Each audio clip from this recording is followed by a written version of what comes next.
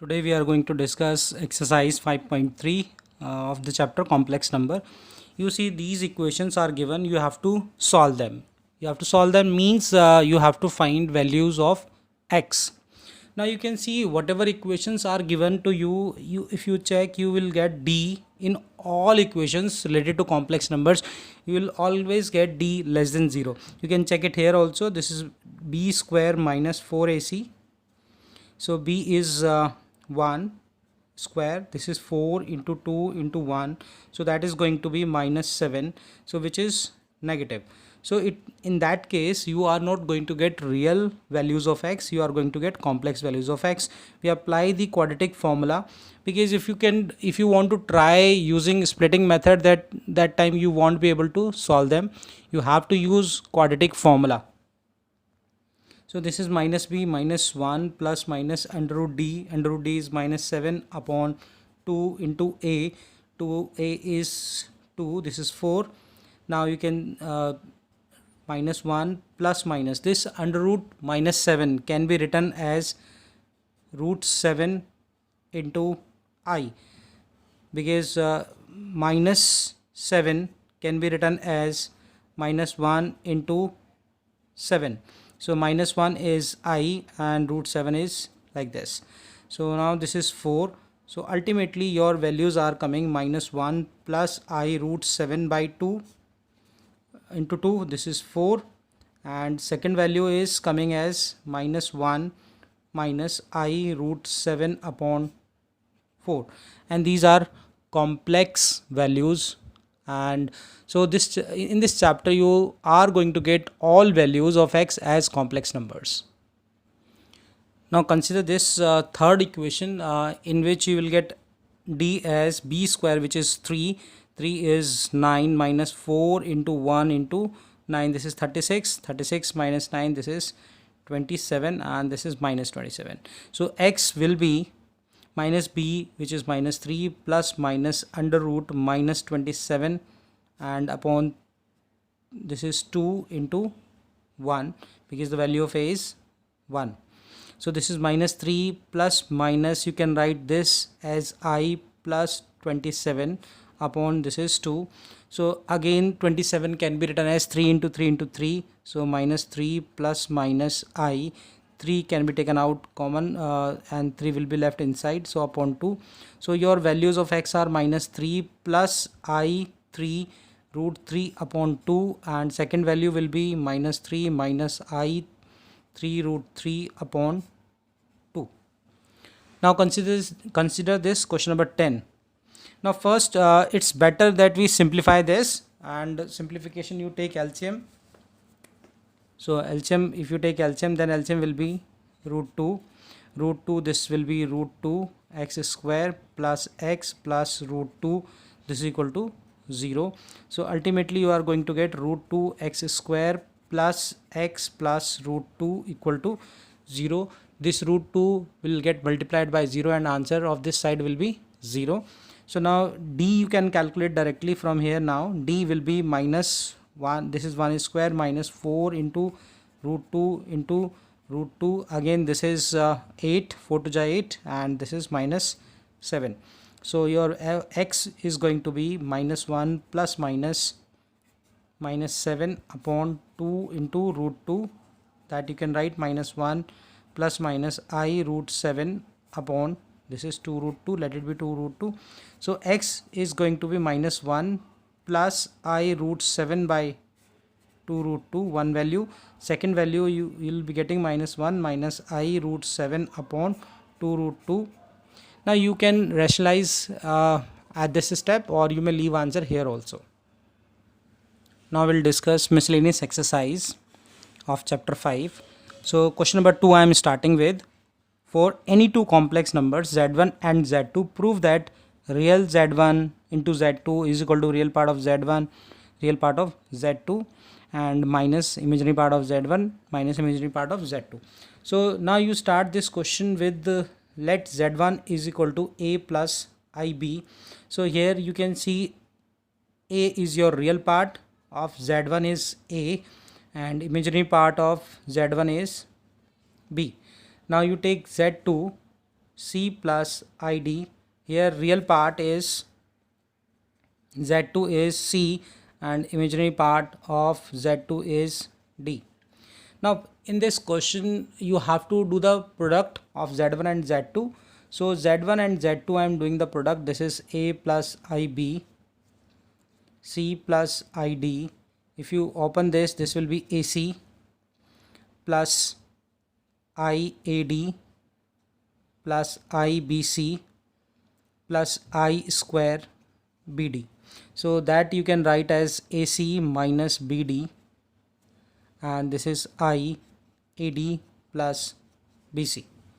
So now you consider that real part of Z1 and Z2. Your real part of Z1. Now you can see your Z real part of this Z1 and Z2. This is your real part and this is your imaginary part. So real part of Z1 is AC minus BD. Now you can see AC, this A is your real part of Z1. So this is real part of Z1 and this C is your real part of Z2. And this B is imaginary part of Z1 and D is imaginary part of Z2. So this way you have proved your result number 2. Now come to this question number 3. You have to reduce this to the standard form, means a plus ib form. You can see this is 1 minus 4i, this is 2 upon 1 plus I, 3 minus 4i upon 5 plus I.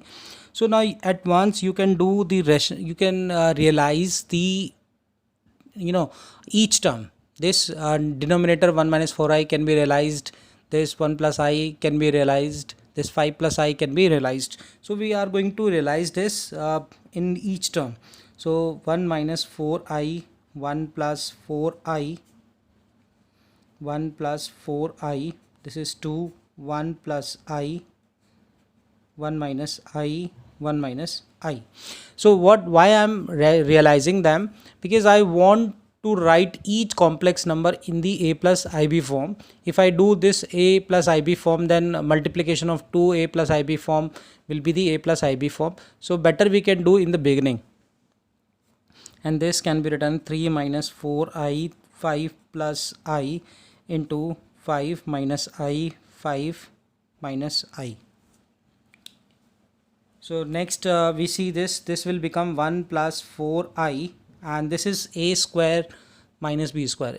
This is a minus b, this is a plus b. So this is 1 square minus 4i whole square minus 2. You can multiply this 2 bracket, you can write 1 minus I, and this 1 square minus I square, and this one 3 minus 4i, 3 5 is 15. You can do like this, 3 5 is 15 minus this is 3i minus 20i, and this is 4i square, and this is going to be 5 square minus I square. So you can now simplify it further. This is 1 plus 4i, and this is going to be 1 plus 16i square. So 16i square value is 1 minus 1. So this will be 1 plus 16, which is 17, and this is minus 2, 1 minus I, and similarly this is going to be 2, and now this is 15, and this is going to be minus 4. So 15 minus 4 is going to be 11, and this is going to be minus 23i, and here it is going to be 25 plus 1, because I square is minus 1. So this is going to be 26. So now you have this, you can cancel here this 2 by 2, and now you have to take LCM. So take LCM and now simplify this. So LCM of this will be 17, 1 plus 4i, and this will be minus 17 plus 17i, and this is 11 minus 23i, this is 26.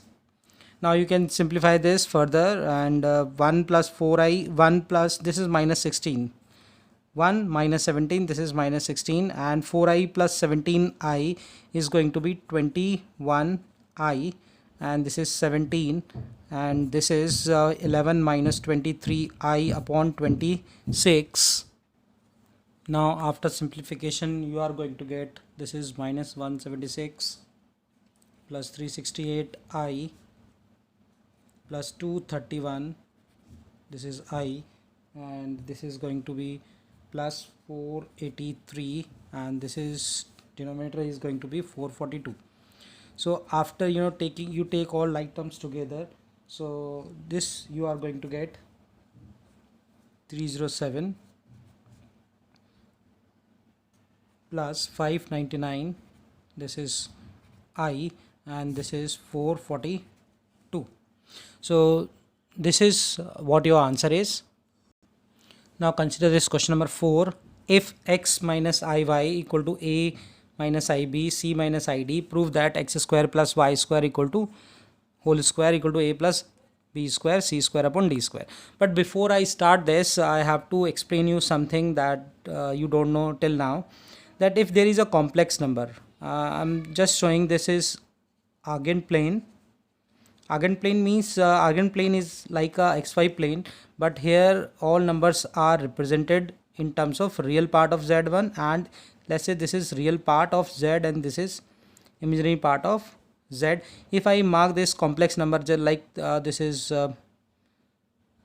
1 2, this is 1, this is 2, so this is 2 plus 2i, this is my complex number 2 plus 2i. So it can be marked according to like real part of z is 2, so you go like this, and imaginary part of z is also 2, so you go like this. So z is this complex number lying in this quadrant 1.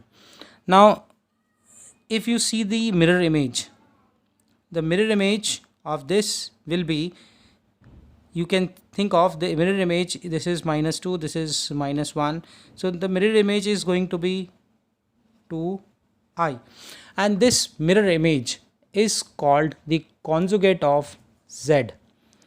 So we symbolically we write this like this.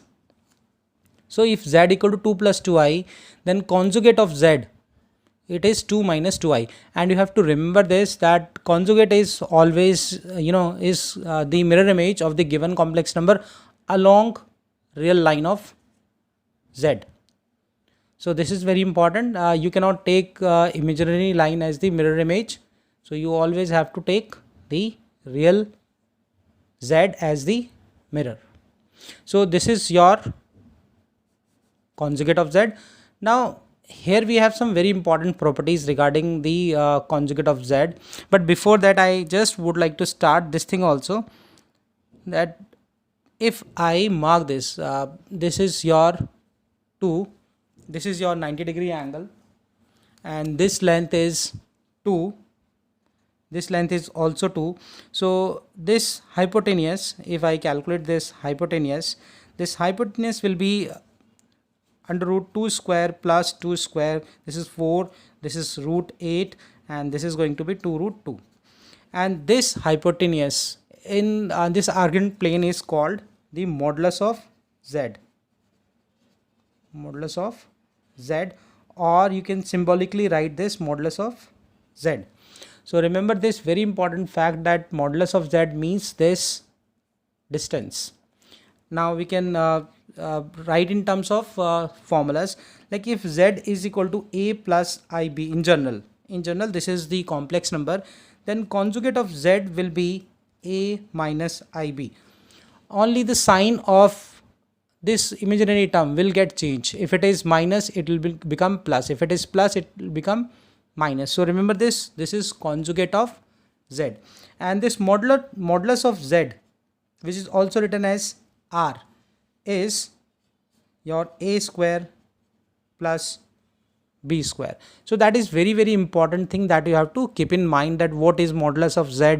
So modulus of z is the if complex number is given, that you do the imaginary square plus real square and take the square root. So this is your modulus of z, and this length, this hypotenuse is your modulus z, and conjugate of z means the mirror image of the given complex number along the real line z. Now we discuss some properties of conjugate of a complex number. of complex numbers, let's say.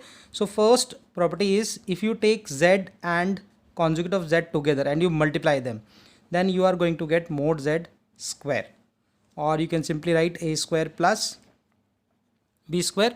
And why it is happening? Because this is a plus ib. Reason I am just giving here, reason a z is a plus ib, and this is z conjugate will be a minus ib. If you multiply them, then this is a square minus ib whole square, and this is going to be a square plus b square. And if you see this modulus of z, then this is actually your modulus z square. So this is your first property. Second property is, if z1 z2 are two complex number, or there can be more complex numbers, and if conjugate is on them, then whether it is multiplication also and division also, the conjugate will work the similar way. So it can be written as z1 conjugate plus minus z2 conjugate. So third one now, if z1 into z2 and this is whole conjugate, then it will be z1 conjugate z2 conjugate individually. And fourth will be the same for division also. Fourth will be, if z1 divided by z2 and this conjugate, then it will be z1 conjugate upon z2 conjugate.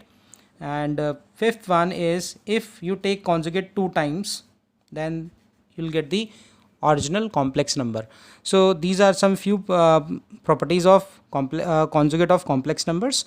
Now we start the question number 4, and we can get the answer very easily.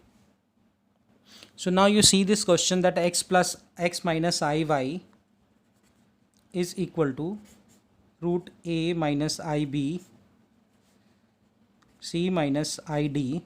Then we have to prove that. So I am now, what I am doing, taking conjugate both side,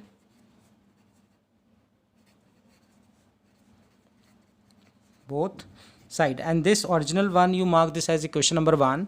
Take conjugate both side, then this will be x minus iy conjugate, and this is a minus ib c minus id, and you're taking conjugate on this. So this, what you're going to get, this conjugate x minus iy, the sign of this y will change, this will become plus y, and conjugate can be taken inside now of the square root. So a minus ib c minus id, and we'll take conjugate on both, as we have discussed this in the division. If conjugate is on whole, then it can be taken on individuals. So if I apply this, then it becomes a plus ib upon c plus id. Mark this equation number 2. Now we multiply these two equations, and why I am multiplying, you will get the reason very easily, that I want x square plus y square in the answer. So I am multiplying 1 and 2. So this is x minus iy, x plus iy, and here it is a minus ib, this is c minus id, into a plus ib c plus id. So now you can see this is a minus b, a plus b. Actually this is a complex number and its conjugate.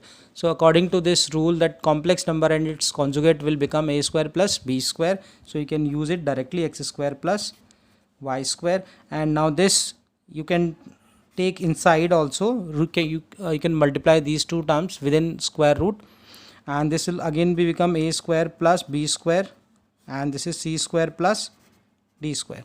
But still we are one step just behind the answer. So now last step will be that you do the squaring both side, So you see that your answer has just come. This is x square plus y square whole square, and this is going to be this a square plus b square c square plus d square, and this is whole square. So ultimately your answer has come just now, a square plus b square c square plus d square, and you have proved. Now come to question number 10. This is z1 is equal to 2 minus I, z2 is 1 plus I. You have to find modulus. This sign is for modulus of z1 plus z2 plus 1 upon z1 minus z2 plus 1. And I just recall you what modulus is. If z is equal to a plus ib, then modulus of z is a square plus b square, and you take square root. So this is you have just learned before this question, and now we are going to apply this. So this inside this modulus, this is a complex number, but this is not now in the standard form of a plus ib. So first we'll calculate them and we'll convert them into the standard form. So this is z1 is 2 minus I, z2 is 1 plus I, and this is plus 1. Denominator is z1 is 2 minus I, and minus z2 is minus 1 minus I, and this is plus 1. So now this is I will get cancelled, so this is 4, and in the denominator it's now going to be, this is 1, this got cancelled, this is 2 minus 2I. So 2 you can you can take common, this is 1 minus I, so this is going to be 2. Now this is not in the standard form, so we do the realization of the denominator. So 2, this is 1 plus I, and this is 1 minus I, 1 plus I. Now this is 2, 1 plus I, and now do a square plus b square, because this is a complex number and this is the conjugate. So you can use this result directly, that a square plus b square, which is a is 1, b is also 1, so this is 1 square. So this is going to be 1 plus I, this 2 will get cancelled by this 2, so this is 1 plus I. Now the modulus of this can be found easily. This a is 1 square, and here it is b is also 1, so this is 1 square, this is now your root 2. So this way you have to solve, and remember this, whatever question you get in this chapter, you have to convert all the problems into the standard form first, and then you have to solve.